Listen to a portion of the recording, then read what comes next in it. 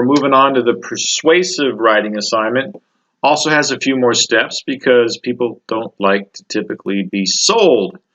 So persuasive letters, these are a little bit more free flowing. There's a lot more ways you can approach this than the previous two, the bad news and the direct request. But basically the three main steps of a persuasive message are this. First off, you want to get the audience's attention.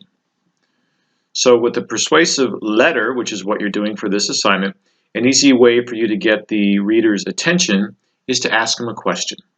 And the type of question you can ask is something along the lines of, do you have a problem with X? And the solution is your product or service. So what if you guys were writing me, your instructor, a persuasive letter trying to convince me to not assign the analytical report project for this class? You might ask me a question along the lines of, tired of grading research papers on your days off? Well, we got a solution for you. Don't assign it. Okay, that's not the situation obviously in this class, but you can see how you want to ask the audience a question and the solution pertains to whatever product or service it is that you're selling. So in your first paragraph, you're going to set up the audience and get their attention by asking them a question. And then in the next paragraph, the solution is your product or service. The next section of the letter, I'm not saying paragraphs because it's sections, it could be one paragraph or more than one paragraph, would be making your appeals. So you're making your appeals to your specific target audience. So you want to think about who is my target audience, who's receiving this letter, and what would appeal to them. And the book talks about this, but when we talk about making appeals, the two types of appeals that I want you to focus on for this persuasive letter would be logical appeals and emotional appeals. This is what we see in all of our advertising copy. Logical appeals are saves you time, saves you money, makes you money.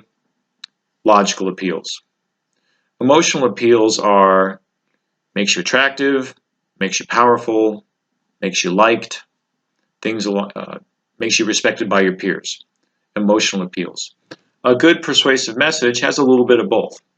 A little bit of logical appeals and a little bit of emotional appeals. Now, because this is a business communication class and we're writing a business letter, and we're probably going to be making an appeal to another business, then we're probably going to be focusing primarily on logical appeals. If we're writing a letter to business owners, they want to know things like, is it going to get me more customers? Is it going to save me money? Is it going to make me money? Is it going to save me time? Right? Logical appeals. So first get the audience's attention, ask them a question about a problem they might have. Second paragraph, your product is the solution to that problem.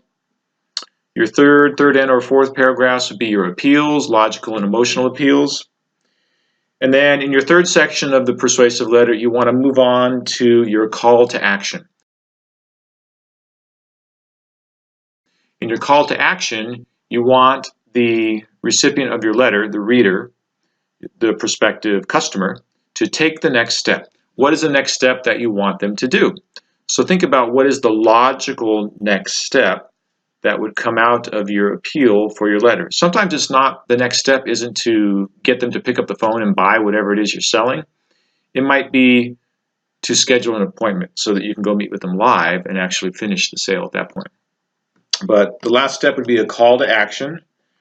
And in this letter,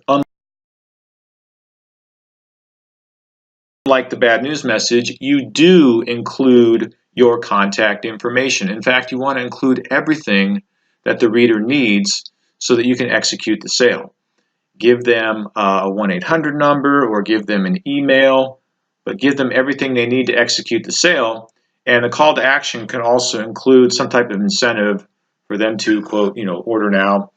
So, but basically your three sections for a persuasive letter: attention getter opener that relates to ask them a question, problem they have, your product being the solution. Then go through your appeals, logical and emotional, and then close it up with a call to action, making it easy for them to take the next step so that you can ideally close the sale. Thank you. Good luck.